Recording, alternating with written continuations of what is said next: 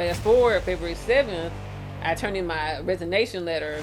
I renounced and denounced my sorority. I sent it to the headquarters and got, I officially denounced my membership. So I think for me, it was easy for me to leave when I realized I was being gaslit. So I feel like, and so when I say, hey, you can't be a Christian and be a Delta, who do you jump to defend first? Yeah, everybody knows. I can be a Delta. Right. You defended your God. Welcome y'all to another episode of the Presidential Executive. What's going on? This your homie right here, JB. This my brother, and over here, El Presidente. Rag. What's going on, El Presidente? What's going on, Mr. Executive? What's the good word? Man, the word is gaslit. Okay. The word is gaslit. Gaslit. And Gaslighting. Gaslighting. And we have a special guest that we're gonna get into some things that may ruffle some feathers, possibly. Yeah. Possibly. But y'all know what to do. Y'all go ahead and like this video right now that you're watching. Go ahead and like it, subscribe. We're wherever that you stream podcasts. Do us a solid on that. And also we're on Facebook. We're trying to get that up as well. Go ahead and like us on Facebook, on Instagram, and all those social handles. And you've already seen, well, hopefully you've already seen our live, that we did probably a week or so ago with Righteous Rama. We have her here again.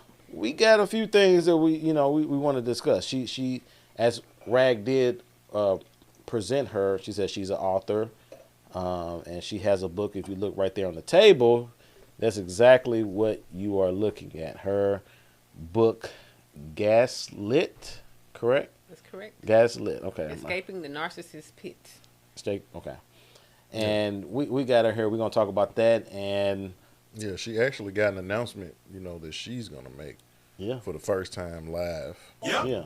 Publicly, yeah. So we're going to do that. So let's go ahead and get right into it. First, I call you Mistye, you know what I'm saying? We call you Mistye, Righteous Raymond, that's your, name to fame. Pseudonym. You know what I mean? So tell us about this book that you wrote and when did you do it and all the good stuff and the editing and all that stuff, because I'm interested, because I'm thinking about books and stuff as well. So okay, so maybe in 2019, I think I do photography on the side. One of my photography clients gave me a journal. Mm-hmm. So I had it laid to the side and I was okay, I'm gonna use this one day, I don't know what for. So then later on that year I went to a church service and lady was praying for me, and then I just had this burning desire to just write. I went home and I gotta write. So I put out the journal, and I put the journal up maybe 2.5 years. Some of the stuff in my journal I could not put in the book because I may lose a lot of friends and family members. But this is what I could publish publicly without upsetting a lot of people. So it started off as a journal, and then it turned into a book, and then some parts I left out, but turned into a book, and it became an Amazon #1 bestseller. Thanks to my publisher, Elite Publications, they're very helpful with that. So it was a at church service, an empty journal, a book.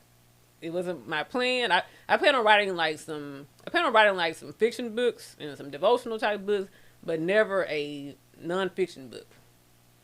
Yeah, I gotta get a little bit messy, but I wanted to ask, what were you going to put in there that was going to get a lot of people? I mean, obviously not verbatim, but in the category, what was. Well, sometimes there's some family secrets, and every family has its secrets and there's shameful things, and churches have some shameful things, and sororities, fraternities have some shameful things, and some things I didn't feel I was ready to put it out at the moment. I wasn't ready for the backlash and the feedback at the moment.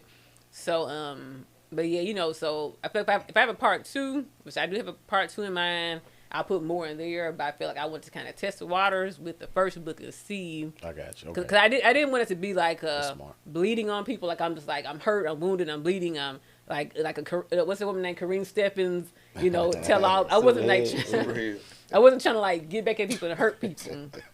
Right. So I made sure I said write this book from a healed perspective. Don't write it from a bitter perspective. So that's good. It took me 3 or 4 years.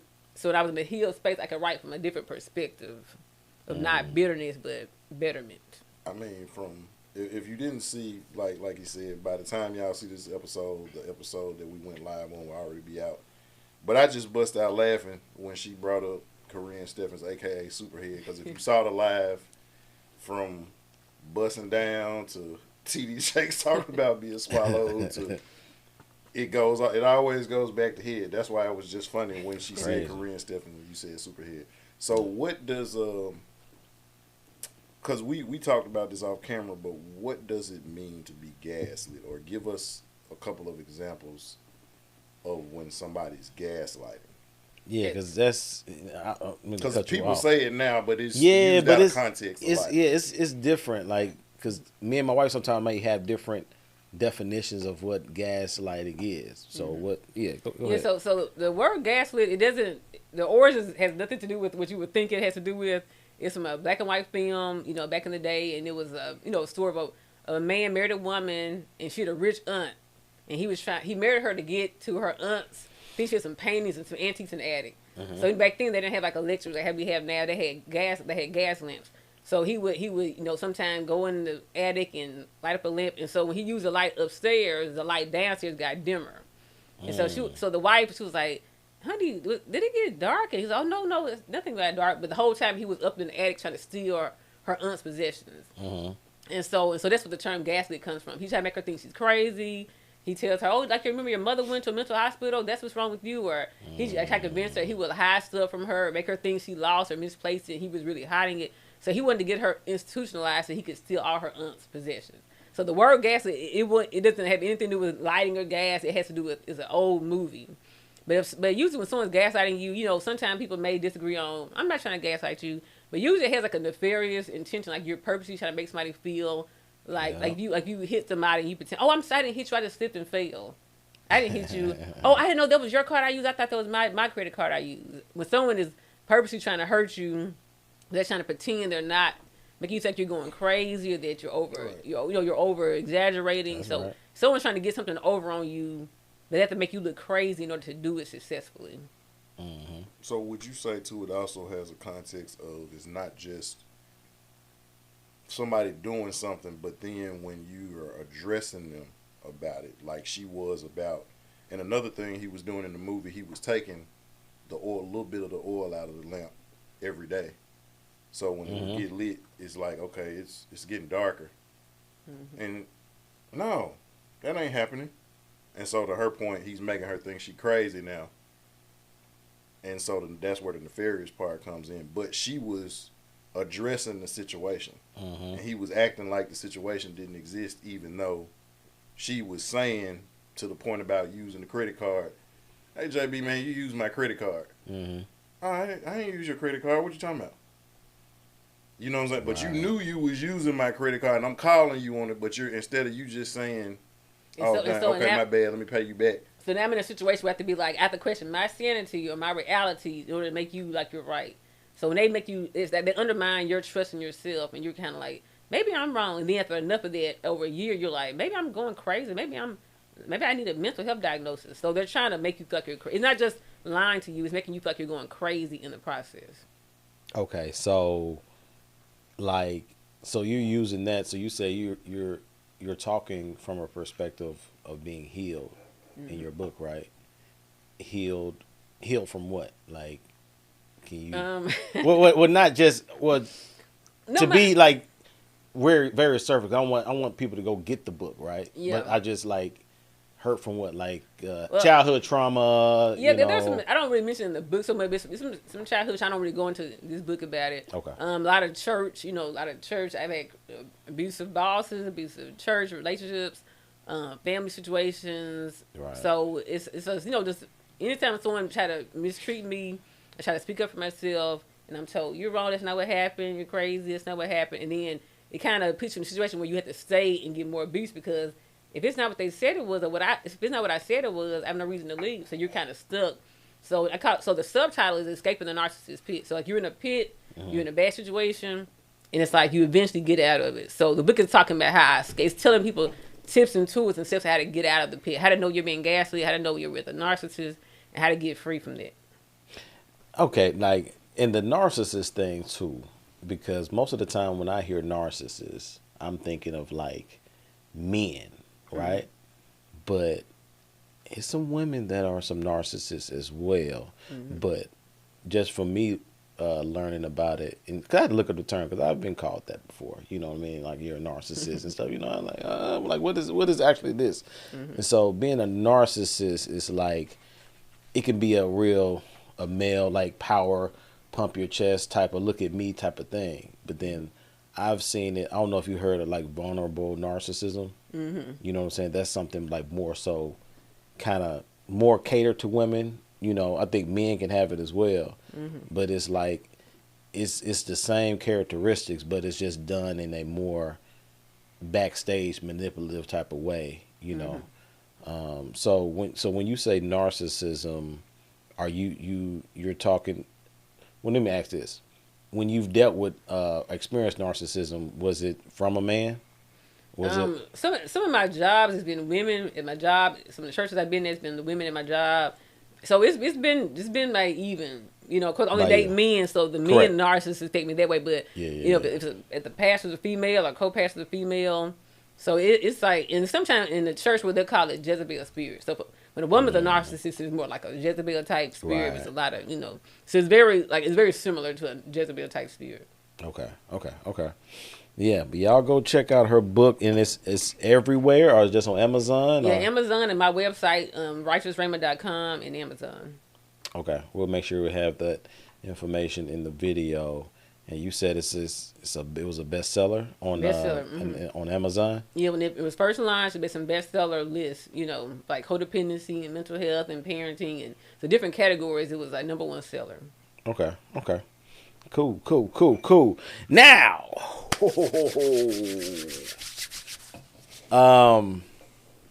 again, you know, I think y'all should definitely go get her book and see that.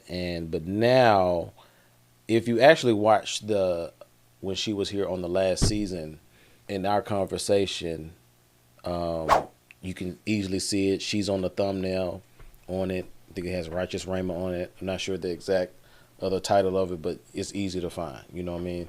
And I think she's actually tagged on it on her YouTube page. But you talked about, you know, your experience growing up, going to University of Tennessee, right? Yeah, Knoxville. And, you know, getting into a sorority, you know, and your feelings about that. You know what I'm saying? And so now, where we're coming from now, it's like a progress. Because if you go back and listen or see that episode, and then you listen to, you know, what we're talking about now, you'll kind of see how, you know, she's continued to progress, or just, you know, through her journey of, you know, kind of the process. For those who didn't see the season 3 episode that you were on, what sorority did you join, or I guess not necessarily join, but what's the word to use? Yeah, just, you know, initiating to join, pledge. Right, did you? That's the word. Yeah, pledge. Well, what did you pledge? Delta Sigma Theta. Okay, so you was, you know, throwing the dynasty sign dynasty like Rockefeller. Yes. You know, I'm a wrestling fan. She was doing the DDP. You know, like that's the diamond cutter. You DDP. Yeah. And so that's one of the Divine Nine, correct? Yes. Okay. And so, what are the Divine Nine? If you can, I guess, without telling everything, like how would you? I guess if somebody didn't know what the Divine Nine were, like what are the Divine Nine? Well, you know, white. Like I went to a predominantly white institution, you know, PWI, UT Knoxville. So, you know, there's tons of, like, because of Panhellenic Council, so a lot of white sororities, white fraternities. So there's a lot of those, you know, in, you know, UT. But then some schools have, you know, the Black Greek, they call them BGLO, Black Greek Letter Organizations, or the Divine Nine. So there's, you know, Iota for the males, is Iota, Sigma, Beta, Sigma, Alpha, Omega, you know, the Deltas, AKAs, you know, SG Rose, Zetas. Just the 9 black, you know, black, historically black. You know, other races can join them, but mostly black people are in those. Right. You know, so, you know, it's like, you know, you can do it in undergraduate, you know, it has to be a 4-year university, or you can do it in master's. No, we can do alumni, not master's, but if you graduate, you can do it in alumni chapter. If you didn't do it those 4 years, you can do it in alumni chapter. And some people who did in the 4 years, they'll continue on in the alumni chapter. Yeah. Okay. And so hold up, is that what PWI mean?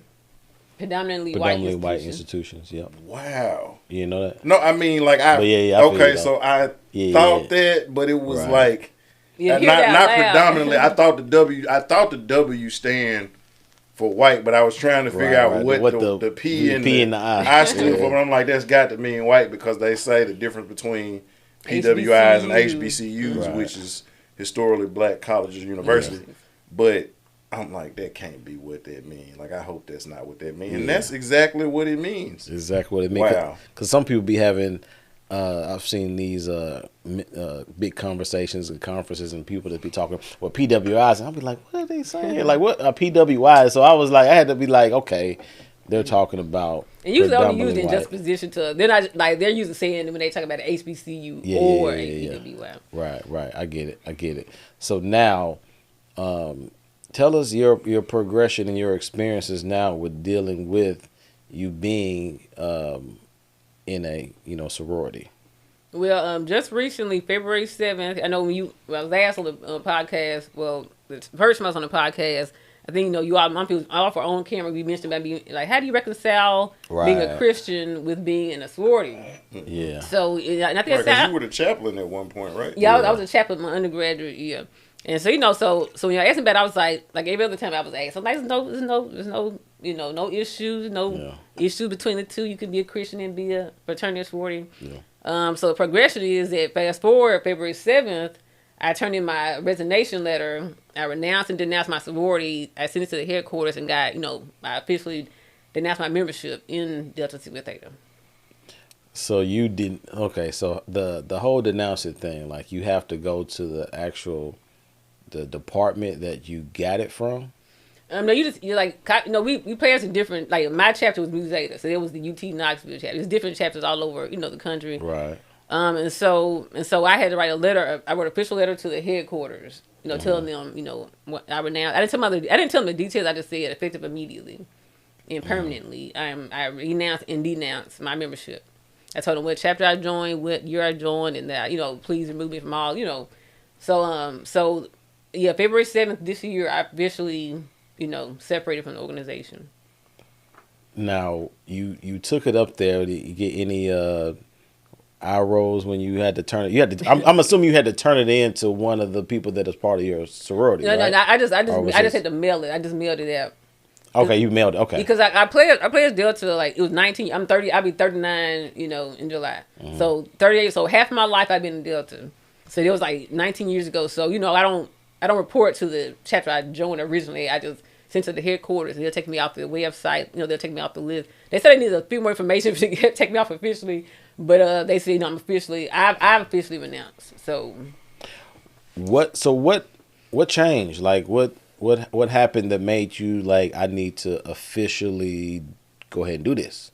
Okay, so when I first joined 19 years ago, I felt a little conviction. I felt a little, like when you first get in, like gaslighting. You first get in, they tell you, it's a Christian service, public service, community service organization. So you go in thinking it's one thing, you get in, and then you're like, oh, this is different, So when I first got initiated, we have I'm not going to describe how the ceremony. We had a secret ceremony, and so I was before this altar. It was I'm surrounded by all these women in white and everything, and I'm kneeling down for the altar, which is already kind of suspicious for a Christian organization to have an altar. Yeah. And we were like all white, like we were being initiated into like some secret organization, which we were. And so I was trying to read this. I was reading a vow. It was a vow, oath, or a pledge. I was pledging this lifelong oath, vow, or pledge. Mm-hmm. So, and only one of it was 27 of us on my line. So of all 27 of us, only 2 of us, we had a heart, like we couldn't get the words, and we were like trying to read it. We were like, we couldn't, the words wouldn't come out of our mouth. It's like, I was so embarrassed. I'm like around these like 60, 70 something women, and I'm trying to read, and it's almost like God wouldn't let He wouldn't let me say it. Mm. And it was one of the girls in my line, same thing happened to her, we just couldn't get the words out. Mm-hmm. And I'm like, what's going on? Why can't I get this out? So I kind of had a clue, like, this is, I could say everything else I could say normal. I used to have a stutter as a child, like in elementary school. But I was like, I can always read real plain as day, but I could not get those words out. So I kind of felt maybe God only doing this, but it's a Christian organization, and my big sister, she did the year before me. So like, my big sister wouldn't let me get into something that's ungodly or anything like this. She would never leave me astray. So I would hear different sermons here and there. You know, people saying you can't be in sorority fraternity, and I was like, they don't know what they're talking about. They're just mad they didn't get in. They're just mad they didn't qualify or something like this. So I would kind of feel they were just jealous or whatever. Right. And then and so just February 7th, I was watching some. It was a man on he was on YouTube. He was like a pastor. He was talking about his journey in Omega, and I had never heard a man renounce. I heard women renounce. I never heard a man renounce, especially like publicly. Yeah. So watching his testimony, I was at work. I had my earphones in at work, and it was so powerful. I started typing my letter out while he was talking. It was a 2-hour testimony. I was typing my letter out while he was talking. I got to send this out today. So it's like it really touched me, and I knew I had to leave that day. Now, if you didn't see what you saw on YouTube, do you think you would eventually got there, or that was kind of like the cherry on top, or you were already kind of musing on that?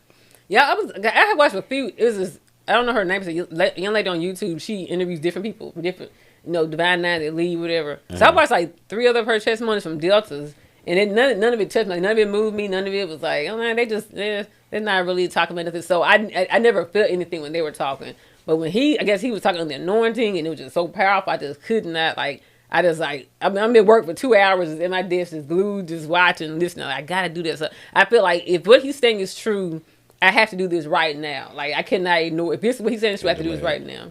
Yeah. So I heard other testimonies that kind of talked about it, but none of them ever touched me like how he did. Okay. I mean, so obviously, it's going to be. I don't want to say pushback. Ooh, but you're going to have some people who are going to, I don't want to say oppose, say challenge what you're saying. So what do you say to somebody who's saying that it doesn't take all of that, or you need to do some more research, or don't put where you are on everybody else? Like, what would you say to those things? Yeah, man, I agree. Like, it took me 19 years. So most people, a lot of people haven't done 19 years. So I feel like, it took. I've been master's level seminary, been Sunday school teacher, Bible study teacher, vacation Bible school teacher, getting my doctorate in another seminary. So I feel like if it took me that long, I grew up in a sanctified church, tongue speaking, casting out devils. If it took me that long, it took me 19 years. I cannot dare tell somebody who's not even remotely into church like that. I understand, because when you leave, it's not just a matter of leave. It's not that easy to just leave. It's not, because when you leave, you're leaving all the connections that you make. So you're walking away from connections. You're walking away from, some people I know they're very successful in their careers because when they interview somebody in their same sorority fraternity, interview them. And so they may make a lot of connections. So, then maybe they have a spouse that's in the sorority fraternity, or their child joined because of them. Or their dad, they joined because their legacy, their dad was an alpha, their dad was an omega. So I understand, like, when you leave, it's not something that's easy. I don't expect it to be easy at all to do. And I would not have left if it wasn't for that one man's testimony. I would not have left. Because I heard previous testimonies, and they did not move me. I was like, that's not that serious. We don't, like, every BGLO has a goddess or a god, and usually it's in their seal. So they also have a goddess Minerva. And so I think the alphas, and they have some Egyptian gods. So everyone, they have different goddesses and goddesses, whatever. And so, you just start thinking about, like, this may not be. So I think for me, it was easy for me to leave when I realized I was being gaslit. And I realized, like, oh, this is not really a Christian organization. Oh, this ain't what I said. Well, I can leave now. It's like you marry a person, found out they were born a man, or this whole thing That's is extreme. I mean, she talked about this again. This episode will already be out, but just so y'all know, if you want to know if she was born a woman, if you shake her hand and she breaks all the bone in your hand, she might be a dude. If she never has a period or a cycle, she might be a dude. Just kind of casually ask her, when her cycle comes, is it heavy or light? See her response. Ask for baby pictures. You know what I'm saying? Like, ask about how she feels about you, because we talked about this on the previous episode. Ask her how she feels about you running red lights. If she don't even blink or flinch, she might not have a red light. That light might be green all the time. You need to run if that's not your thing. Yeah. If her Adam's apple is bigger than yours, she might be. And I'm just saying. Yeah. If that's what you like, that's what you like. But I'm saying, if you're not trying to be gaslit into a situation like that, Yeah. make sure you do your due diligence. And what you said, I've heard a lot of people talking about the Christian. It's a Christian organization, right? Just like a lot of people say, America is a Christian nation, right? Compared to what? Oh, I'm sorry. Yeah, exactly. You know what I mean? So it's like, I mean, you can say Islam has a lot of Christian values. Have you ever been to one of their parties? Who? Any one of the parties? Yes. All I'm gonna say is if that's what the church is like, sign me up, baby. That's the kind of party I want to be. I'm just saying, cause I ain't never went to not out in the open anyway. I ain't never went to no church where it's just And there wasn't no praying going on when you. It was some laying on the hands though. It was some laying on the hands. Yeah, it was definitely that. It was a lot of tongues. Wasn't no praying. It was a lot of tongues involved. I'm just saying. Right. So to that point, I'm not gonna say it is or it ain't, because I had an incident where I was thinking about pledging, and then I was just like, you ain't finna talk to me like that. Like I don't give a damn what this is for. Like I know my dad. I got a dad. Yeah. I know how to respect elders and authority. You don't have to talk to me. Correct. Yeah, and you found like you think it's a Christian organization. Interest meeting. Everyone's nice at the interest meeting. They're nice at the. And as soon as when you get that part, if your church, if your organization does hazing, which mine did, you'll find that real quick. When they start calling you all types of mother effers and bees and stuff, you're like, oh, that ain't Christian. Right. So and a lot of the BGLOs I know in my school, I'm not gonna speak on all that, but there was hazing going on. So I knew back then. I first got saved maybe like a year after I joined Delta. So I told you I was the one who made the party. I made the party flyers and everything. And I was you did say and I said y'all can't do no more. I can't do no more party flyers. I can't I can't promote this anymore. And I was a chaplain, so I was like, I can't be cussing the girls out, and then I'm bow our heads. I couldn't. Right. Because one thing I refuse to do, I refuse to misrepresent God to people. I can just see that though. All right, you little bitches, get in line. But first, let us give thanks. Let's all hold hands. You just caught. No, I'm not praying right now. Yeah, and I remember like experience like when I was online. We were in Hazy Caught online. So the chaplain before, I'm not gonna say her name, but the chaplain before, we're getting hazed and stuff and mistreated, and then doing Bible study. And I was like, and I said I could never misrepresent God to these people, because even if this is all said and done, I got to give an account to how I handled your word and my character. So I think I probably the first one of the whole.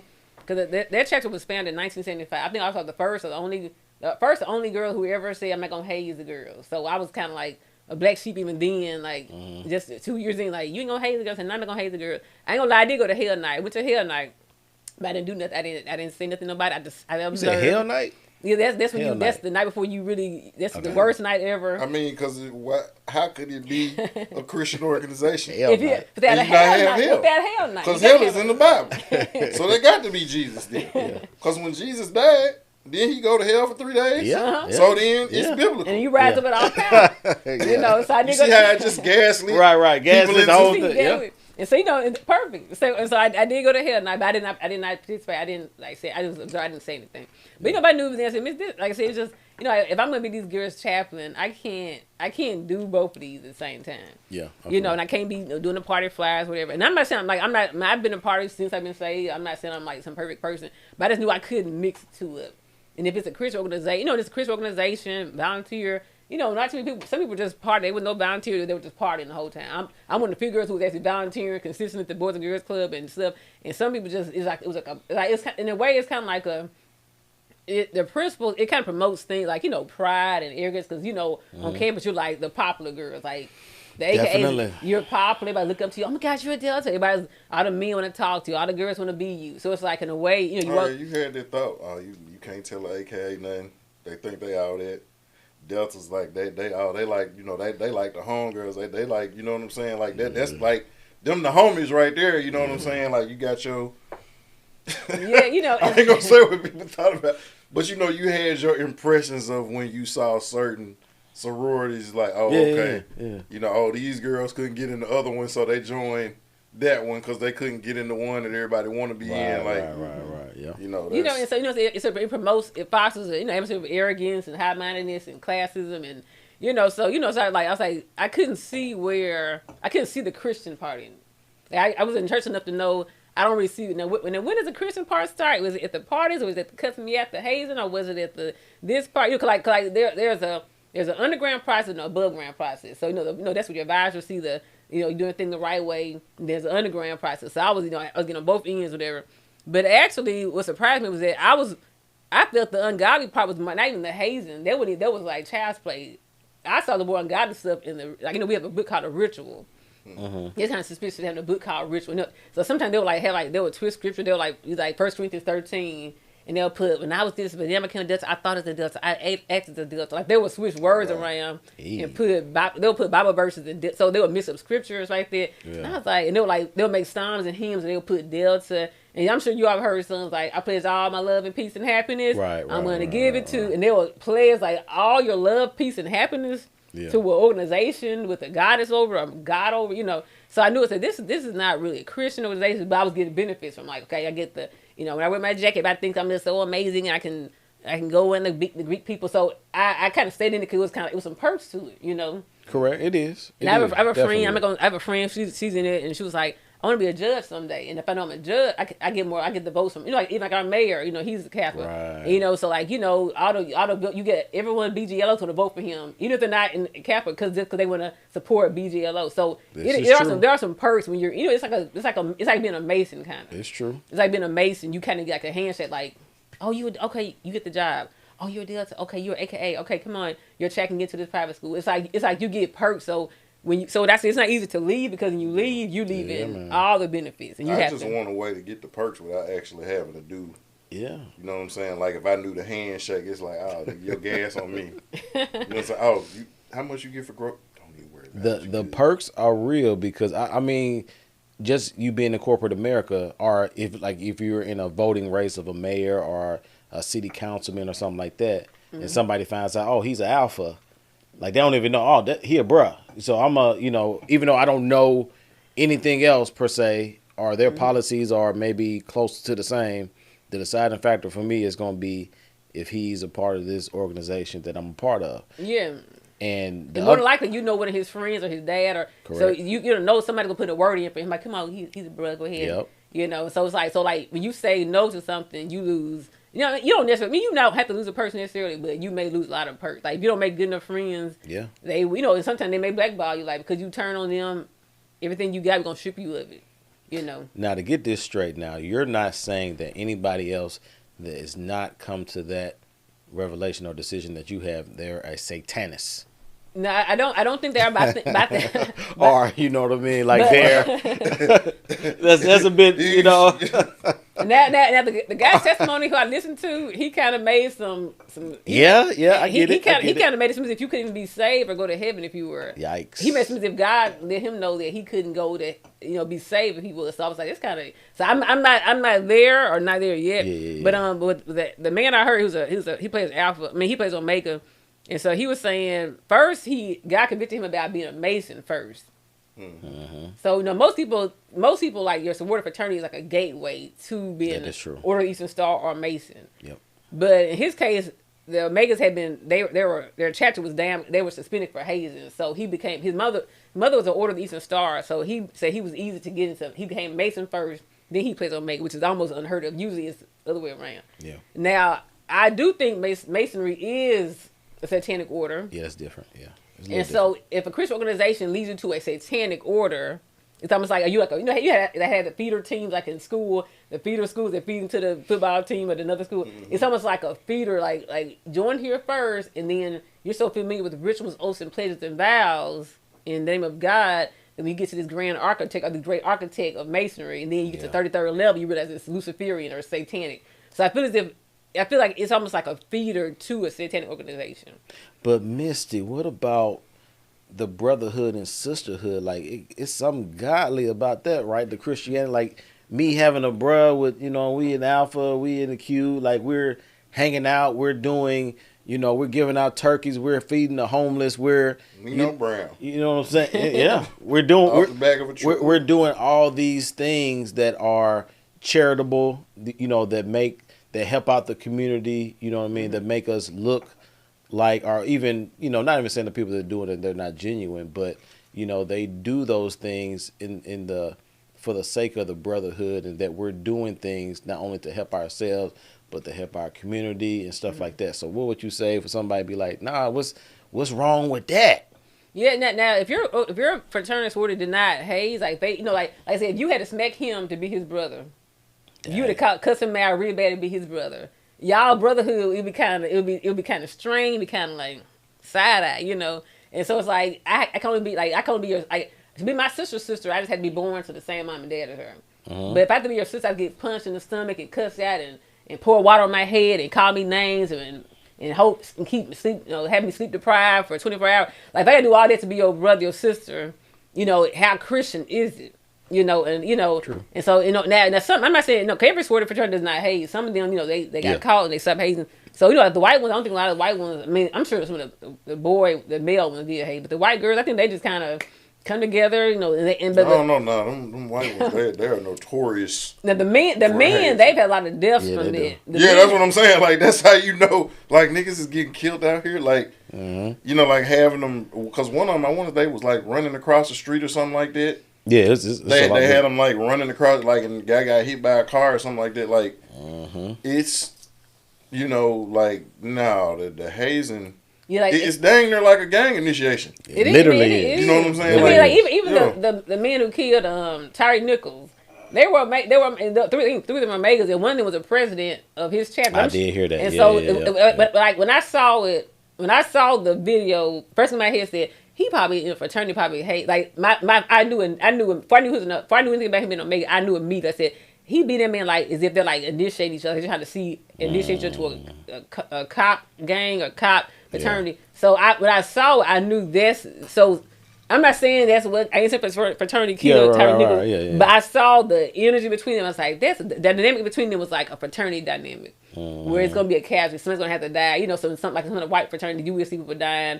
I don't hear so much of black fraternities, but I do hear. So it's like at what cost, brotherhood at what cost to give out a turkey? That somebody have to die for me to get handed a turkey. So I'm a Christian. Like you get 10 black men together and y'all can pass out turkeys without cussing somebody out, smacking somebody in the face. I think they have like some kind of the elephant walk where you got a man to hold another man's this and all that foolishness and it's some fool. Wait, what? It's called the elephant walk with some man. Elephant walk. You holding what? Just the men, and some of them they have to, What are we holding? Sometimes there's some homo erotic type hazing practices with the men. You don't have the elephant has a trunk and it holds the other person's tail. Yeah, but the trunk is in the. Oh hell no! Ain't no way. Like I don't know. So I got the great. It depends on what chapter you're doing. So the question if you're not familiar with the way the male anatomy works, if you're holding your own and enough friction happens, what do you think is going to happen? If I'm playing with myself and enough friction happens, so now if somebody got their whole hand, ain't no way. And if my whole hand around, like, come on, man, there's a bunch of butt naked men in a circle holding, like it's like. Because if you squirt on me, you got to go. I'm going to jail, JB. It's over with. I'm going to jail. Yeah. You got to die. Yeah. Keep that. So again, brotherhood at what to hand a turkey, I got to hold somebody's penis to get a turkey out there. So I feel like y'all go together at this point. Right. And that's why some of them have some. Look, he got to be on your taxes, dog. I'm sorry, I need a cigarette afterwards. I don't even smoke cigarettes. I need a cigarette. Yeah. So sometimes their buns are so close, and I'm not saying there's a lot of homoerotic stuff going on, but it's I've heard some homoerotic practices. Cause they have to get you. It's humiliation rituals. They got to get you humiliated, to get you broken, to beat you back up again. And so I feel like I'm not against women. Like if I get with 20 women in my church and say, "Hey y'all, we're gonna be successful black women. We're gonna love the Lord. We're gonna pray. We're gonna give to the community." So is there a female equivalent to an elephant walk? I can't think of any. I'm sure that there may be some, but I can't think of any. It's not a thing where like all of y'all like. Due to the female anatomy, I don't see the female. There's a bunch of people sitting up there in the scissor position. Yeah, You know, so when you say when I say gaslit, it's like you got me under here on the false pretenses. This is a Christian. Come on, I think Christian volunteer. I'm thinking about just Christians who volunteer with good GPA. I feel like you gaslit us because this is a lot of information I didn't think that we was gonna get. I'm thinking I ain't surprised. we gonna talk about, backlash and, a spiritual awakening or something, and now you telling me niggas walking around grabbing dicks and like, come on, man. I didn't sign up for this tonight. But imagine how the men feel when they get in those rooms thinking, and they're like, take out your clothes off, and you're like, imagine how they. So I feel like it's like you're not really being honest up front. So I feel like when somebody gaslights me, I feel like I kind of don't really owe you anything. Like I'm able to. Cause I don't mind joining a Christian organization with women who give back with good GPA. I don't mind nothing like that. Right. But when I feel it's like goddesses and rituals and twisted scripture behind it, and then the women who get in funnel to Order of the Eastern Star. No offense to those who are in masonry, but. Right. Like and like I said, and I know like with masonry, they tell you 32 levels, but the 33rd level is really when you realize the grand architect is Satan, is Lucifer. I feel like if you're leading people to that, I know men who join. I know men from church who join a fraternity, and next thing I know they're Masons, and then next thing I know they are Muslims. They left the faith altogether, and I feel like it was like a gateway. They get those, like they get paddled, the brands, everything. They put all that love, peace, and happiness, and it's like what is Christian? What Bible verse does it tell you to join secret organizations and get spanked and burn your skin, burn your flesh, and make symbols on your skin? Like I don't see any. It's not like I said, it's organization. It's not Christian. Yeah, I'm kinky, but I don't even get spanked. That's a little 50 shades of grayish. Yes, that's. I mean, a grown man, you on a grown man's lap, butt naked, and he's spanked. It's no too much way. homoerotic stuff going on for it to be a Christian organization. Yeah.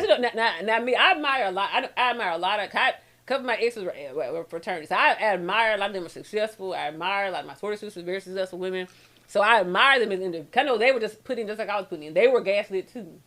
They were told something was not true. They don't know the origins either. So I feel like I'm not mad at them. I'm not judging them because for 19 years I thought one thing that was true and I found out it wasn't. Like, oh, you mean to tell me I didn't? Even, so I'm not mad at them for not, like you said, people who are, you said last week, people who were woke didn't know they were asleep.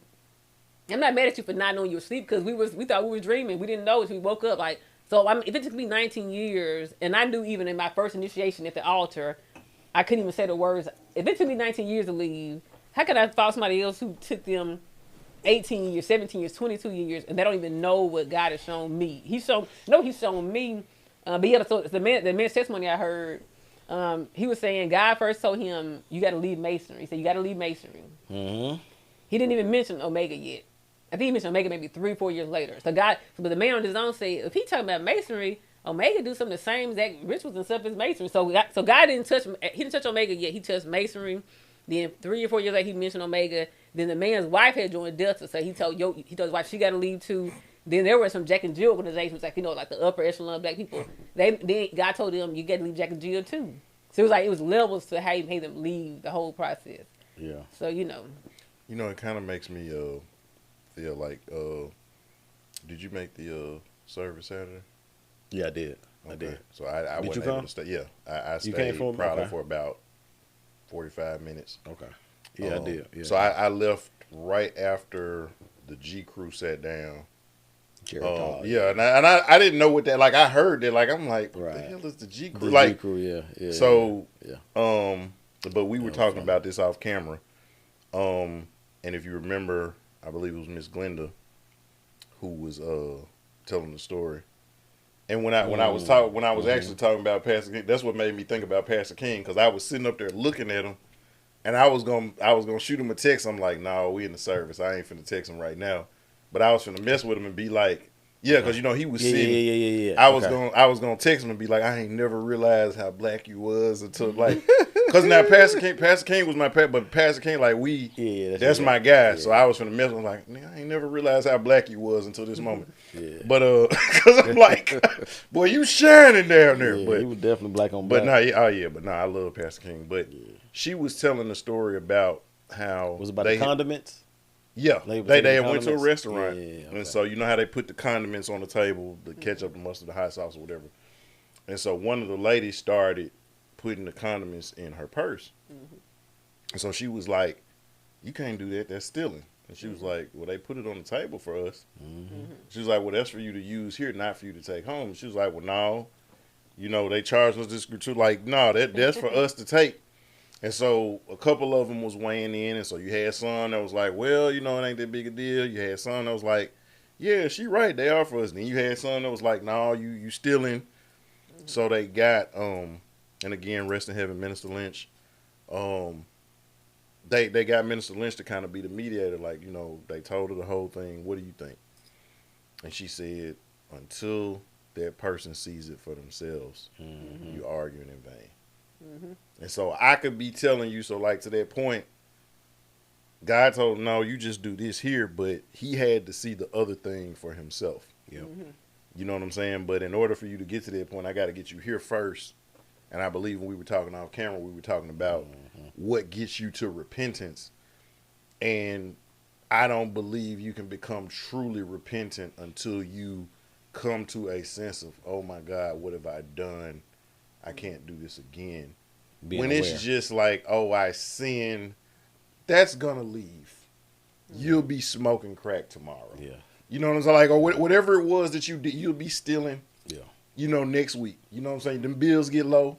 You're going to be lying on your time card again. You're going to be lying on you're going to be claiming somebody's kids on the taxes again. Yeah. You know, you're going to wake up and you don't even remember what the girl's name was. Yeah.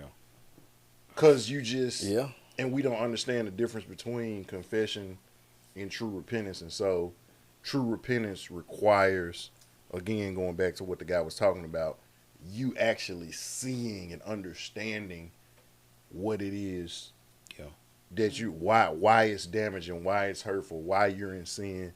And then you can come to that place of, okay. Yeah, the gentleman here, you know, he was talking about God first told him masonry, then God said Omega. So he said, how God showed him that Omega was, he said he was at some kind of event. He was like, you know, some Omega pastors were there. And, you know, they were jumping around. There was a lot of, you know, real filthy, you know, lyrics or whatever going around.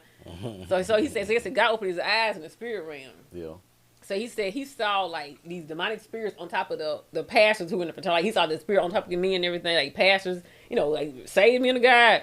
And the demons would get on them. And then he looked around, like, maybe the ones who were dancing and had the spirit on them because of the music. But he turned around, it was a man on the sidelines with him, and they weren't dancing, and it was the spirit was on. So he saw it. God opened his eyes to see the spirit that was on them. It wasn't just like it was like a spirit on them. It's like, this is the spirit that's on people in this fraternity. So it's like, man, it's like, I don't want anything on me. I don't want a spirit on me. I don't want any, like, I don't want, you know, because sometimes, you know, people have spirit of lust or pride or whatever, homosexuality or whatever. You don't see it, but God opened his eyes. He was like, what? Like, he looked around the room like, what is that? What is that? So he was like frightened because he didn't even know it was a spirit that could be on people. And so his wife, she plays Delta. So, like, God opened his eyes just for, it was like a veil was lifted for a moment, like, and so, I guess he shut the veil back down, but he knew these people had this spirit on them because they played. So the fraternity opened up their spirit to this demonic spirit, you know. And so he's like even cursing on his people he knew were getting sick because of it, because they had joined. So, you know, you just don't know what all. I've heard people in masonry say they have like health issues due to masonry, but I first time he was deltas and fraternities and sororities. So, you know, I want to be ordained someday, but it's like I don't want anything between me and the people. Like, I don't want anything contaminating the period between me and the people. So like. If people say, oh, she plays, like, a lot of people want to play because they say I play. Oh, you play a dance, I want to play this too. Write my letter for me. And that's like, I would hate for young ladies to join. And then I left, but she kept going on in error. Yeah. But because I put 20 girls in this path, they want to be like me. 20 girls got on this path because of me. I got off the path. I'm fine, and I'm not saying people in fraternity stories go to hell, but this Omega, he was kind of like inferring that you can't be saving me in a fraternity story. So, like, what if I had got 20 girls? Let's say I became a pastor or a co-pastor or a first lady, and 20 women join my sorority because of me. They go on to hell according to the man, and I go to heaven. But it was because I led them astray. So I was like, I don't want to be ordained, and I led somebody astray. Like, I can't play with souls. I don't play with souls on no level. Yeah, like. What Rag was saying about that, they were saying that the services of Minister Faye, that, you know, you can't, people are grown, man. And I think I told you before we even started, I saw a couple on YouTube denounce. It was a husband and wife couple. And I think the husband came to that revelation, or that you know, that he wanted to do that before the wife, and he was talking about the time that before he was like, Lord, tell, you know, he was almost trying to force her in a sense, because if I come to it, you know, I'm the head, like you gotta, you know, try to, you know, you gotta come with me, you know, try to do what I do. But then he was like, the Lord, you know, showed him, it's like, you know, if she comes at during her time, you know, she'll do it. And it took a while, but then the wife came to the same, you know, vision and revelation that the husband did on her own. You know what I mean? So until she saw her era of her ways and how she, you know, viewed it and her relationship and faith, you know, in Jesus and stuff, like, then that's when she denounced it and went there. Not before. Like, you can force somebody, like I've heard Tim Ross talk about in the podcast, like, you know, if somebody can, you know, talk you out of something, they can talk you in. You know what I mean? But until you come into your own personal perspective and you got a personal attachment to it, then now you can make an informed decision and be like, okay, this is why I made the decision. Nobody had to coerce me to do this or whatever. So anybody that's like in a, you know, sort of like they probably done turned it off already. You know what I'm saying? But I watched 3 women, 3 deltas tell me they were nasty. And I watched and I was like, they ain't talking about nothing. We don't worship Minerva. I don't place my love. Right. So I heard 3 women and it didn't faze me in the least. Of course, it kind of was in my head a little bit, like a little seed in my head. I was like, I just kind of brushed it away. So I've been where I brushed it away for 19 years. Right. And just February 7th, this guy had a certain anointing on him, and he was sharing all the different stuff he was seeing and experiencing.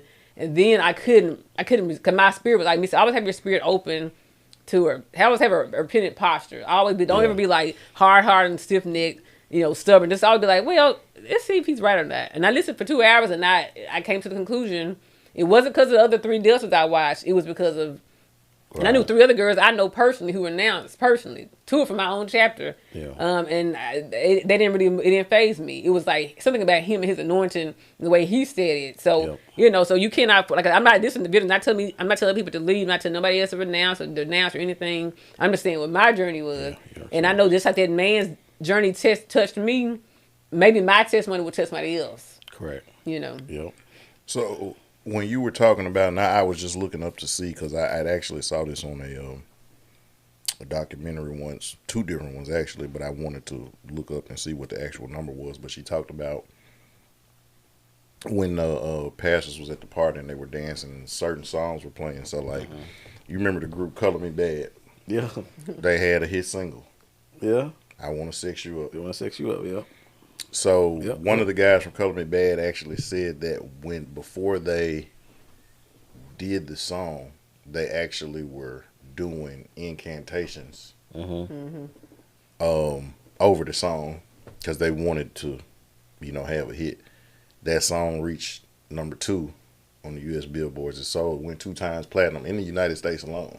You know, it stayed number 1, I believe, in New Zealand. You know what I'm saying? But like just in different charts and stuff. And so like they got that hit. But like when you hear the song, you know, what do you think about? I don't think about prayer. You can hop on people. Right. They hear that song. How many children were conceived to that song? Yeah. You know, I was a big Bone Thugs and Harmony fan. I love them as well, You know that even now, like certain songs come on. I mean, like now, like I don't even really smoke weed, and they got all the best weed songs. You can take. They do.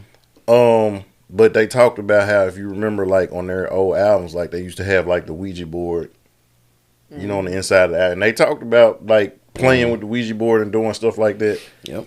Like Crossroads by itself did 10 million worldwide. Yep. Yeah, definitely. You know the history of Crossroads. That's like the history of all where Satan and music combined. You know what I'm saying? And actually, again, I forget what the blues singer's name is, but the Crossroads, right? Robert Johnson, exactly, the blues singer. He met the devil at the Crossroads, and he sold his soul to be famous. And he ended up like for 3 years. He said Satan tuned his guitar from him, and when he tuned it for him, he became like famous. Right, and he went from just being a mediocre dude to like he had a 3-year run. And that's for a black man in the South. That was and then he just mysteriously died. You know, because he was in his 20s. 27, and that's when the 27 Club started. Everybody started down at 27, and all them credited their fame to Robert Johnson. You know, right? Exactly. And so we was talking about it the other week when we talked about how like Janis Joplin and Kurt Cobain, what's my boy Jimi Hendrix, Hendrix, yeah. You know what I'm saying? Like they was on the drugs and stuff, but like, and so I looked it up because they talked about the demonic element of it, and so to think that you are, when you're in these settings and this stuff is going on, to think that doesn't play a factor in it, and we can sit up and tap dance around it. You can tap. I mean, like you're legit making oaths, pledges, and vows. My first, even before I left, 19 years later, like even maybe 10 years ago, I still said, Lord, I renounce all oaths, vows, and pledges I made to anything other than, God, because the Christian organization, you don't have to make oaths and pledges and vows. Yeah. So I remember even like Mace was talking. I remember Mace was on TBN when he first got saved. He was saying God showed him a vision of people dancing to his music, falling off of a cliff into hell. That's what made Mace, Mace went to TBN and crap for $1. Right. He said God showed him a vision of people dancing to his music. And like Mace's music wasn't even that bad. It wasn't like it was no gangster rap. It was just like cars, clothes, and hoes. Yeah, it was playing music. But it wasn't like murder, kill, gang, and drugs. But he said people were dancing off a cliff into hell, and God showed him this is what your music is doing. Yeah. So I do believe that music can put spirits on people that even sorority and fraternity. So I'm not saying nobody who's in fraternity sorority can go to heaven. But I know Dutch, we did this Omega service. I had a sorority sister who passed away, and they asked me to take pictures of her she had a Omega service in the church. So we're doing this Delta ceremony at the end of your life, and it's like, I don't want to go into nothing. This is the end of my life. I don't want you to initiate me to nothing else. And nothing sounded too weird and creepy, but after you die, there's an Omega service where we commend your spirit into whatever. And it's like, what if I'm commending my spirit into eternity and hell, Yeah. So, then like when you get married, they have the Delta sweetheart son, they have your sorority sisters. Her first love is DST. You're marrying your husband, but you're telling all your sorority sisters telling you your first love is DST. So I don't like all that stuff, it's not biblical. Right. Well, so James 5:12 says, but above all, my brothers, do not swear either by heaven or by earth or by any other oath, but let your yes be yes and your no be no, so that you may not fall under condemnation. That's how simple Christianity is. It's just yes or no.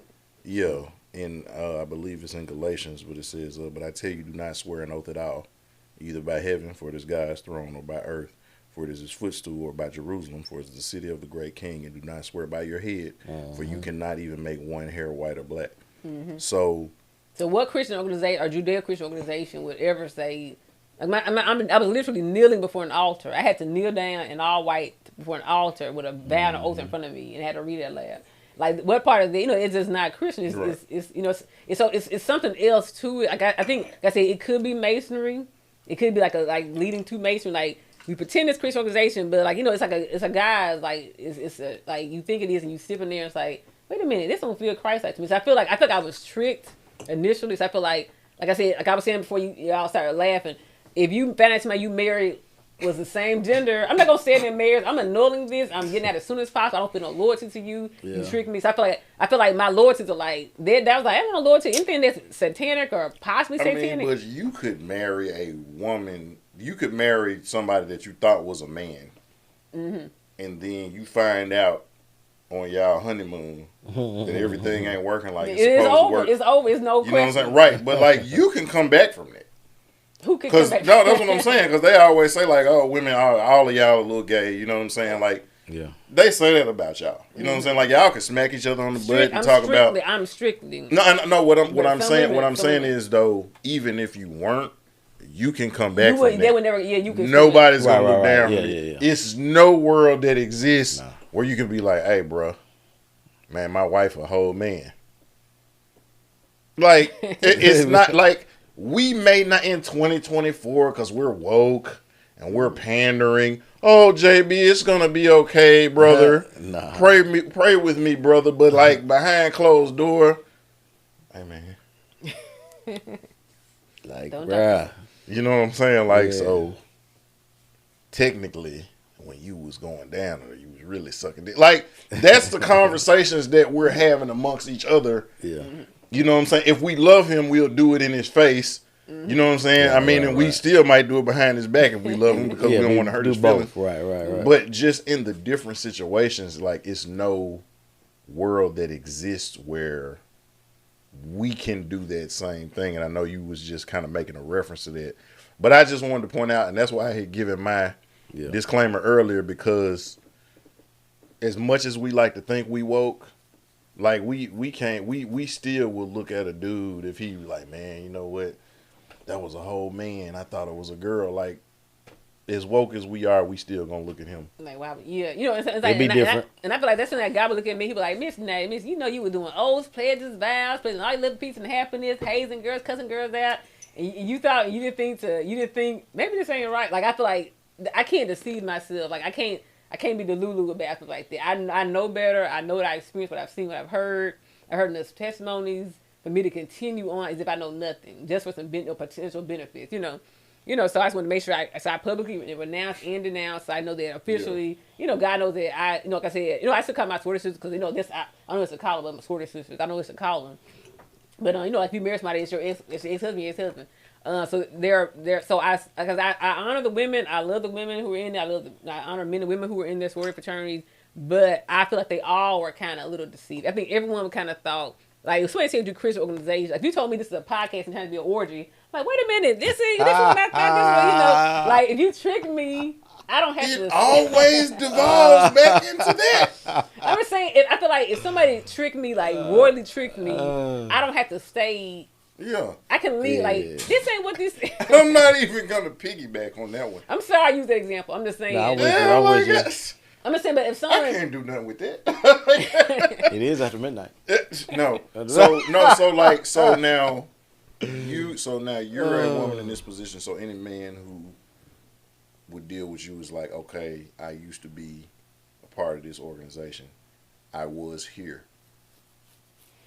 Semi-related, but segueing, especially because you brought the whole trick thing up and orgy thing up. Could you... What if you met a guy, he wasn't in an organization, but what if you met a guy and he was everything that you wanted, but he was like, it was a period of my life where I used to be, at one point I was a homosexual. Could you? I've dated men who I knew very likely had a history in that. Did you know for sure though? I probably bet their money, not my money, I probably bet their money. I bet their money. You probably had a little history. But you still dated them? Yeah, because it's a long story. Kojic, it's a long story. Kojic is a long story. And Kojic, a lot of men, you know, dib and dabble. You know, some of it's very feminine. Some of it is very feminine. You know. Yeah. So I dated some guys who people after he broke up. Yeah, I ain't gonna say no names or no dates, but I dated some men who after we broke up, people said, "Girl, I thought he was gay." So they never told me they were. Yeah. But I may have seen a news article. I might have heard. Wow. Dang. I might have seen a text message. It's like last week when we was talking about they asked you to stick a finger. Yeah. You realize when they asked for the finger, you were like, oh. Yeah. You know, and some men who've been in prison before, some men have been molested, raped. I feel like I don't just like. I feel like if it's your past, you know, I feel like I can, like, you know, I believe like Christ can redeem anybody, save anybody from drugs, alcohol. So I believe I can save anybody. Not the response I would But respect. I have to make sure that you don't different. ever be in them circles. Like, I think that you had at least a 10, 20 year span of no. Have y'all ever watched the show Insecure? I watched a couple episodes. I have before. I watched it. The only reason I didn't watch the last episode because I knew how it was going to end, and I was so not for that ending. So I stopped on like episode 9. Like, I ain't even gonna watch it because they're gonna make it a happy ending when they ain't supposed to be that. But the reason why I asked that, it was a character on there, and so it was the main character's best friend. So she was dating this guy. He was everything, and so she was making a joke, and she was like, "Oh, you know, I experimented in college," and he laughed. And he's like, "Oh, it's okay, you know, me too." And so she didn't ask for clarification on it. And so she just automatically assumed that, like, oh, this guy used to be, you know, and that affected their relationship, like, and she dumped him and everything like that. And so she runs into him a couple of years later. She see him with this dude. That she's like, oh, you would have man. She's like, oh, this is my big brother. Like, oh, that's your brother. So she was ashamed, and she saw that both of them was there with some nice looking women, and so he was like, you know, you kind of checked out on me because you thought of my past. And he said what happened was, he said, I had too much to drink one night. He said I was in my room, and he said when I came to, going back to, again, y'all have to see the other episode, but Wow. it was like a roommate or something like that, but he's like, he tried him. He said he woke up and the guy was down there, you know what I'm saying, giving him the business, giving him face. Take that. And he said, like, I can't, he's like, I didn't like it. He's like, that wasn't what I was on. He said that was the only time that happened. He's like, I had to stop the guy, like, hey, look, this ain't, I don't know what you think this is. This ain't that. He was like, but I was just alluding to the fact that in college stuff happens that wouldn't happen in a normal setting, but you assume that I was somebody who was previously. And so when you talked about being raped or molested, that's a different thing than me willfully going out hunting, looking for, you know, or being prey. You know what I'm saying? Like, I'm like the deer, like, oh, let me just, like, the lions look like they're not hungry. I'm going to eat over here. Like, that's different than you being in a position where you were taken advantage of. Well, but see, also, but I've known me. You know, I used to work for youth villages. I know people that because that the door was open to them. They kind of like they had a lot of confusion, and so it took a while. So I think it takes a while to get out of there. You know, if you were molested by your dad from age 3 to 13, you know, you're gonna have some struggles, some lifelong. So I feel like I have grace for people as long as I know that you're not in it anymore. And it's been like 10, 20 years of no crossover no more. I would consider it. What if it's been 2 years? No, I was about to 10, 20. Look, 10, 20 a long time. Look, I was about to say 10, 20 weeks. It got to be some time. You know, and again, like I said, I would not like it. It would not be my deal. Yeah. But if I felt like I'm in love with this person, we're like engaged, and he said, I'm gonna let you know this right now, I have to ask a lot of questions to make sure. People can't say some risks. It's like, you know, HIV and stuff like that. So I don't want to put myself at risk. Okay, but you say engaged. That means you're already invested. Like, so you can, when you get in love with somebody, you'll make a dumbass decision. You're not going to think logically because you're emotional. Mm-hmm. You know what I'm saying? Like, and I don't know if you've ever made an emotional decision. Like mine was, I stayed in a situation, and like we talked about this in between season 1 and season 2, I believe. But like I stayed in a situation because I was the emotion was, I'm still living 10 years ago thinking that it's going to be that.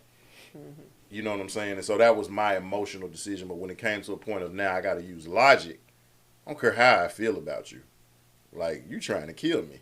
I got to go. Mm-hmm. You know what I'm saying? Like, you trying to mess my whole life up. I'm out. Yeah. It ain't that much love in the world. But, like, now, being engaged means you're already emotionally invested. I mean, like, you meet a guy. Y'all go out on some dates. You're vibing. You know what I'm saying? You're deciding, like, I'm on the porch right now. I think I'm finna go back inside. I don't want to be outside no more.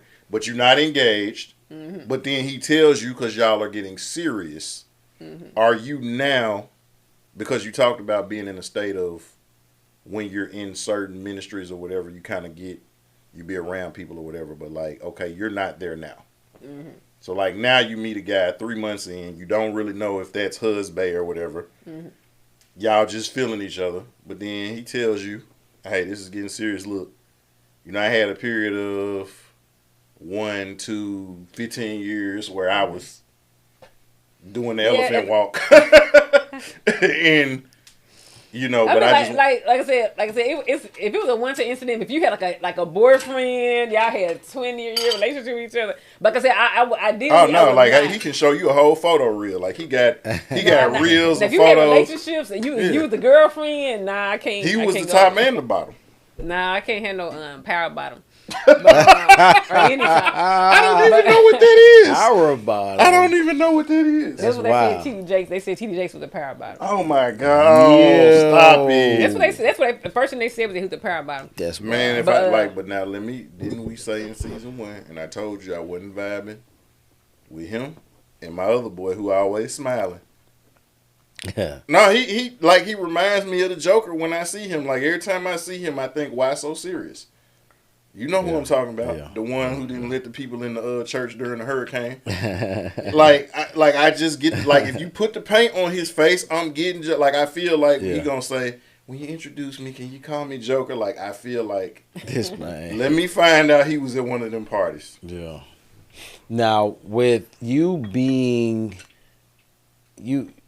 and I appreciate you sharing it with us, you coming on and doing everything, because I know, that can be Challenging. It can be challenging. It can be intimidating, because like we talked off camera, like, a lot of people, whether they say it or not, are going to feel a certain way about it, or feel that even though you've reiterated and said, I'm not trying to attack anybody, I'm not trying to say that you have to do that, they're going to take it as an attack on them. Right. Even though we've said, like, It's not personal. It's This not- is just where I'm at. It's personal for me, correct. but it's not. And remember, she said she might have to hide out. Yeah, She said, let us know. Let me know when you posting. Yeah.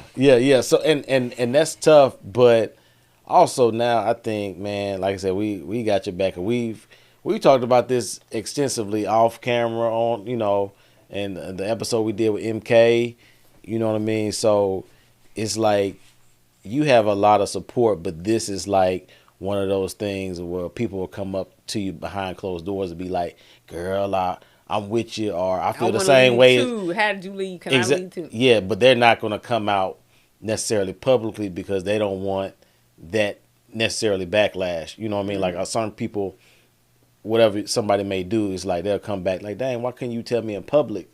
Yeah. And then but they'll come back behind closed doors and be like, girl, like, I'm with you.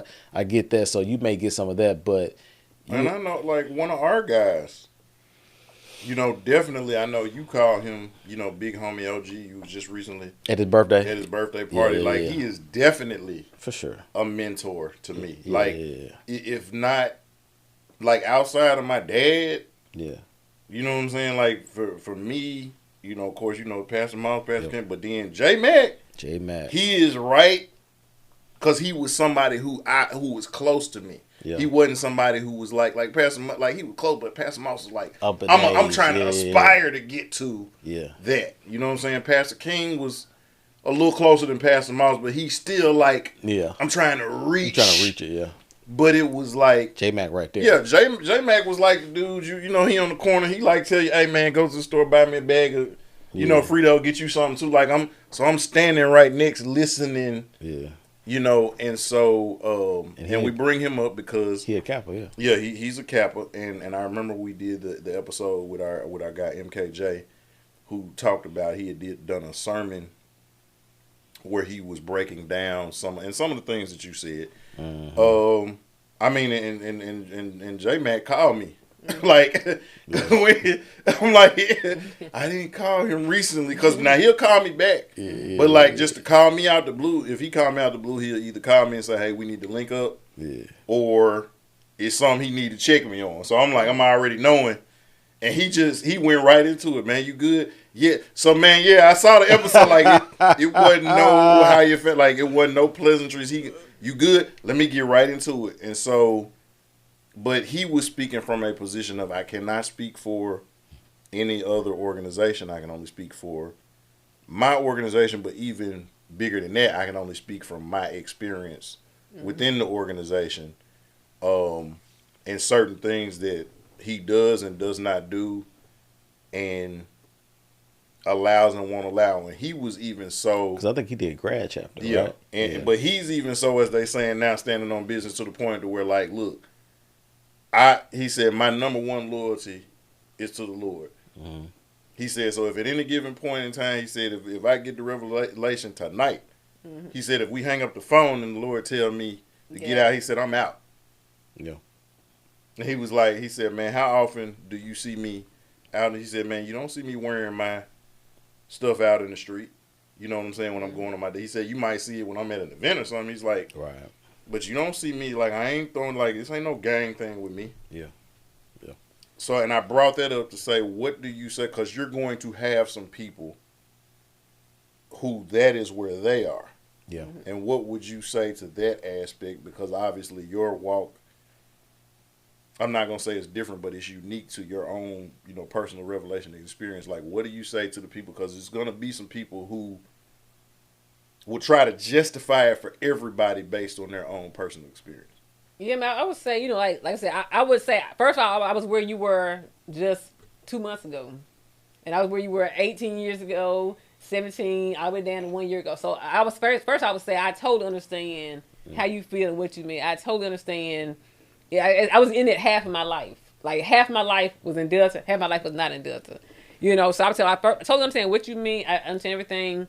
I wouldn't even just try to use like scripture to like justify. I would just, I would just ask them, your experience in this organization, has it been 100% Christian? And that should be your answer. If it was all Christian, then, but if your experience was, you get beat up, hazed, homoerotic hazing techniques, hiding underhanded, pledging all your peace and happiness, because you joined a fraternity, you joined Kappa, now you sleep with all these women you only want to sleep with because you was in Delta, you started fighting girls, you never was a fighter, and now you fighting all the AKAs and got hatred in your heart. Like, if this organization brought you closer to God or further from God, that's only for them to decide. I cannot say for every single person on earth, exactly. You join, you got further from God. Only they can say that. And I think that if they're really honest with themselves, like your friend was saying, if God told him that day, you either have your heart posture. If God told me today, like when he told me that day, I was at work writing my letter in my desk. I knew that day. He didn't tell me 3 months before, 4 months. If he did, I was ignoring him. So I was saying, like, I'm not judging anybody because it took me 19 years. I cannot judge anybody who was 18 years in the game or 19 years because I have to at least give you the grace that I got. I got to at least give you 19 years to get out. Correct. Right. You know what I'm saying? That's pretty much your whole adult life, though. Yeah, like from 19 to 30. I think I have a great. I know how hard. I know. Imagine me telling my soror sister, then my big sister, her soror sister, and then like I'm in a doctoral program. So like in my program we got 1 alpha, 2 AKs, and 2 deltas. So like every time we at the end of the semester we do like a little sign, we put our sign together and everything. And it's like I can't do the sign with them this July. So the Delta's gonna be alone. She's gonna feel like, and then she's gonna be feeling like, why mine leaving? The AKs maybe looking at her like they left. So obviously y'all wrong. So I'm thinking of all this stuff like in my head. So our 20th anniversary, I could have been there and going to their weddings and going back to homecoming. I can't go to homecoming because I can't throw up the Delta. So I feel like I'm thinking I know it's a lot that you have to lose and sacrifice. Right. But that's the kind of person I am. I just like anything for God. Even when I was a chap, I said I'm not gonna haze these girls. I don't care who's mad at me. And all the girls are mad at me. My lamb was mad at me. My sister was mad at me. Oh, you think you better than you think you better than you think you because you Christian. Like I was fine, so I'm fine to give up anything for God. I'll give up anything for God. Family, friends, Delta, anything. So I'm like that with God, all or nothing with God. It took me 19 years, so I totally understand if somebody watches this video and they're like, so you saying I can't go to heaven and be a Delta or be an Alpha or be a Kappa? I'm not going to say that. That's what the man said. Right. The man who I was watching, he said it's a spirit. It's like a demonic spirit on you. Right. And demonic spirit, you can't go to heaven with the demonic spirit like still on you. I don't know if that's true or not. He was speaking also unique, I think, to him personally. Correct. Yeah. And where he was at. Yeah, he was saying God removed the veil. It was like a mega scholarship, something like that. So God removed the veil temporarily. He saw the demons on the people. So this is what he saw for Omegas. You know what I'm saying? So he's only speaking on what, and God didn't even mention Omega. God mentioned Masonry, then Omega. And there was like 3 years after he mentioned Masonry. Right. Then after that he mentioned Jack and Jill. I'm like, Jack and Jill, that's like the bougie black people that's all the bougie kids join Jack and Jill. I'm like, Jack and Jill is innocent. God told him you can't be kissing Jack and Jill. So like I think God reveals stuff for you according to your ability to handle it. Correct. He knows, like, if I tell me everything right now, they'll just walk away from the whole faith. So I think God reveals things to you over time according to your ability to obey. I don't think God gives you everything, like, give all this stuff or you go to hell. I don't think that's how God moves. I think he moves with us like, I'm going to show her this. You break up with a person. He don't tell you, break up with them today. He'll show you lift stuff over time. Like, I can't be with this person. There's too much going on. I mean, like, if you look at, again, the father of our faith is, we say Abraham is like father of our faith, right? Mm-hmm. So when he told Abraham, like, it wasn't no stair-stepping. Yep. He immediately told him, right? Mm-hmm. Get out of here. Get away from everybody you know. Come somewhere where I'm going to show you. You got to trust me. And then kill your son. But check this out, though. We don't understand the land where Abraham was at. If you do research on that, they used to worship the god Molech. Mm-hmm. One of the things that they did in worshiping the god Molech is they would sacrifice their children. Mm-hmm. Right? Mm-hmm. And so now God told him, I'm finna take you away from everything. It's nothing like what you grew up in your daddy's house. Mm-hmm. But he trusted him so much, it's like, okay, you asking me to do the same thing that they did with Molech. Mm-hmm. So now when we're studying, so we got to understand and really get it. But what God was showing him is, I'll never ask you to do that. Mm-hmm. I'll never ask you to do that because that is evil. Mm-hmm. Yeah. But I do want you to trust me to the point to where if it seems like it's crazy, you're going with me all the way. But I'll never have you sacrifice your child for me. Mm-hmm. As a matter of fact, when you get up there, I already got a sacrifice prepared for you. Mm-hmm. And think about how crazy this is. Like, rams are used to being in the wild. Yeah. They be around bushes. They can scale mountains. And he messed around and got caught in some bushes. Mm-hmm. That don't even make sense. That's being like JB not being able to hit a tennis ball. Mm-hmm. That's like me. You put a beat on and I'm sitting up here like, I don't even know what I'm going to write. Mm-hmm. That's like you not being like, that don't even make sense. But I brought that up, alluded to that because with Abraham, or Abram at the time, it wasn't sometimes that I will say, no, go. Sometimes it's gradual, right. Sometimes it's, you know sometimes it's like lot. Don't look back. Turn right. to pillar of salt. Get out right now. Don't look back. Let's go. Don't put your hands to the plow and you not fit. Yeah, and like hey, he was mentioning before we even started, he was saying something about he's seen people in fraternity sororities who are Christian, but they defend the fraternity sorority more than they defend Christ. Like I see him on Facebook, I would never once hear them say Jesus Christ is the only way. Repent. I'll never hear him say that. But if they say something about that sorority fraternity, they go all in. It's like the son. I place all my love and peace and happiness. I'm gonna give it to filling said fraternity sorority. Yeah. So I feel like you kind of like you can't. No man can serve two masters. You're so right. If you either love one, hate the other. So if you place all your peace and happiness to Alpha, Omega, Delta, Iota, Zeta, Kappa, SG Rho, it's like you cannot serve two masters. You're not gonna just like one and love the other. You're gonna actually hate one. You're gonna despise one and love the other. So I feel like so when I say, hey, you can't be a Christian and be a Delta, who do you jump to defend first? Yeah, everybody knows. I can be a Delta. Right. You defended your God. Yeah. Well, I've seen you say something about this though, like the way people do Drake, or the way people do LeBron, or the way people do Beyonce. Jordan, Beyonce, in some cases Kanye, Rihanna, Taylor Swift. You defend your master. You defend your God. But when it comes to a scripture, I'm gonna stay out of that. Yeah, we know it's up to me interpretation. We know I don't get into religion, but they would. Yeah, but we'll go a whole thread on Drake. Somebody who won't even know they exist wouldn't spit on them if they was on fire. But Jesus died for you. You wouldn't say a word. So I feel like if I said you can't be a Christian and Beyonce fan, I can be a Beyonce fan. That's your allegiance. That's your loyalty. So when people say Delta and God, I know I'm gonna jump to. Well, I mean, if God says it, I jump to his. Not saying that God needs defending, but I don't run to. I used to run to defend Delta. Now I'm like, well, if you Christian, it should be no problem. If they're both Christian, it shouldn't be nothing to argue about. I should have no argument. See, I just think a lot of people get too infatuated because I know people that are accused or alphas or whatever, and so now a dude that ain't never met Shaquille O'Neal before, you know what I mean, but they're accused. Oh, yeah, that's my frat. That's my bro. Hey, you don't know you. You know what I'm saying? I mean, like and be talking about man, no frat, big frat, and my frat. Like you know what I mean? But it's like on the other side, just like you were saying. Let's say he's a believer that we're brothers in the faith. You know, would never defend you don't be like, hey, Shaq, that's my bro. You know what I'm saying? Or Denzel, hey, that's my brother. Mm-hmm. That's my brother in the Lord. You know what I mean? Like we don't. That's not strong enough. Don't seem like but if he's within a frat or in a sorority, it's like, oh, that's my sorority. Kamala, you know, that's my AKA. That's my frat. You know, my vice president is AKA, but like, she would spit on you if he was on fire. But Jesus died for you, and you ain't even going on Facebook. You quiet. You don't mean people comment section defending Jesus in comment section, but you get a whole Beyonce thread defending in the Beehive, but you don't have none of that passion. So it shows me who your God is. Yeah. Not saying God needs defense. Right. Yeah. You know, if all your if I get your last 20 tweets or text me and they're all defending Beyonce or Drake or LeBron. LeBron's the greatest of all time. LeBron is the greatest of all. You hollering, screaming, and veins popping after your neck. Yeah. But you ain't got no passion for Jesus. Well, you know, every man for himself. You know, some if you believe in Jesus, that's fine. Muhammad, that's fine. That shows me who your God is. Well, and I'm not even saying you need to be outspoken about it per se as much as it is, because these other conversations come up where people will question the faith or question things. And it's always the same unanimously across the board. Oh, it don't take all that. I'm going to sit this one out.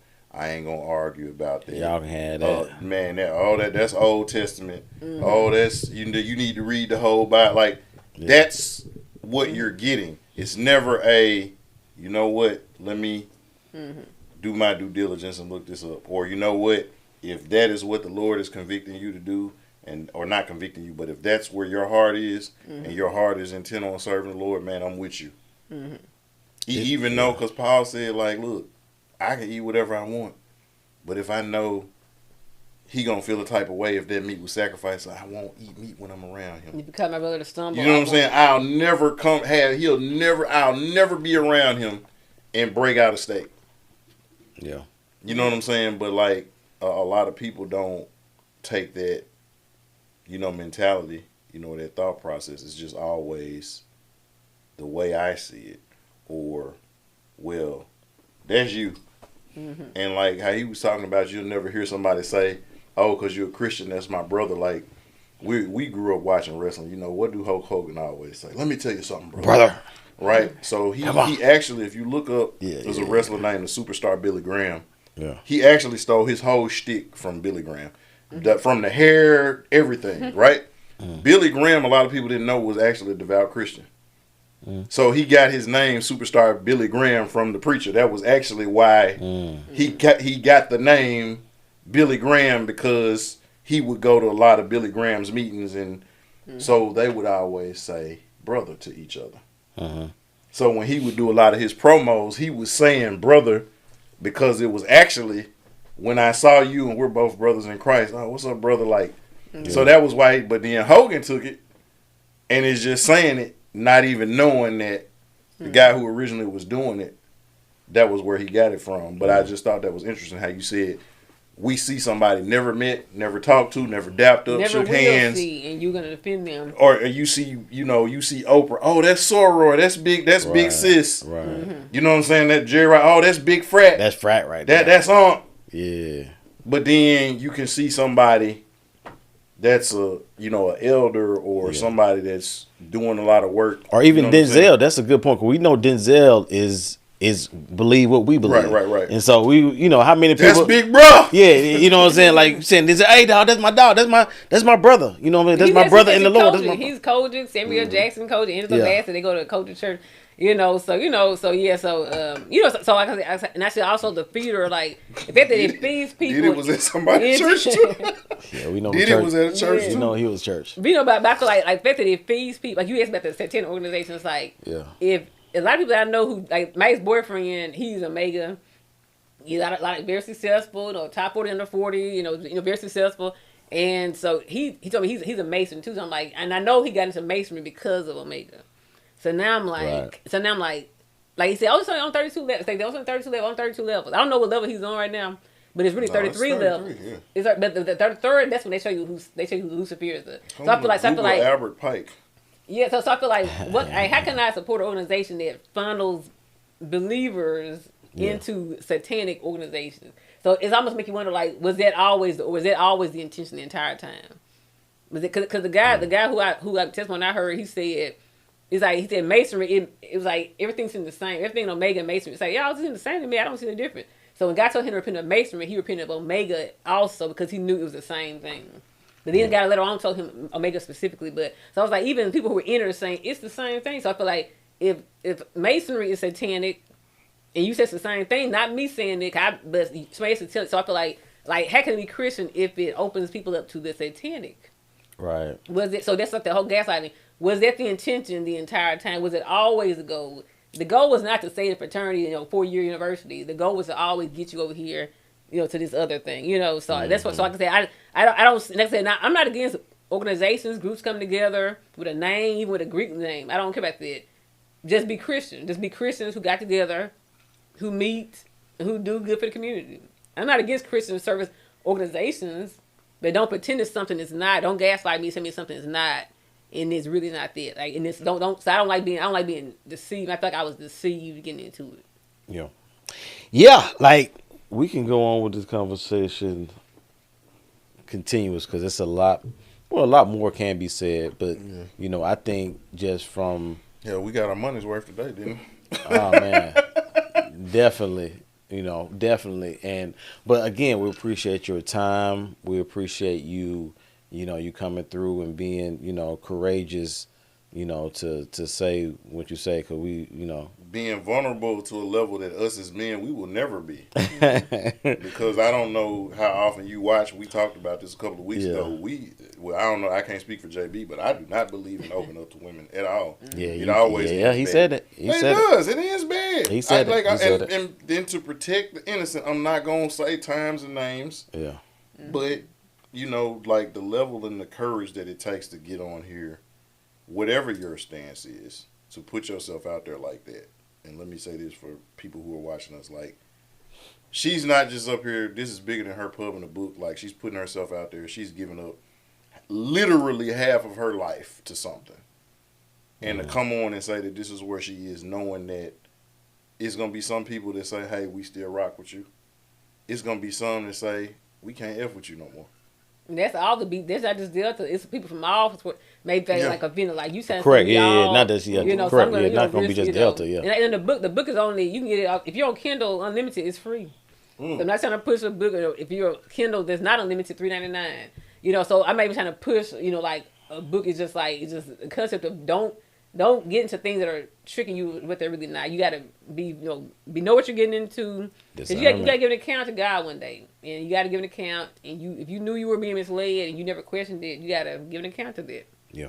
But we just ask that when you go to the next level, you know what I'm saying, that you don't forget about the regular niggas who, you know what I'm saying, like I know we might have to go through an agent or something.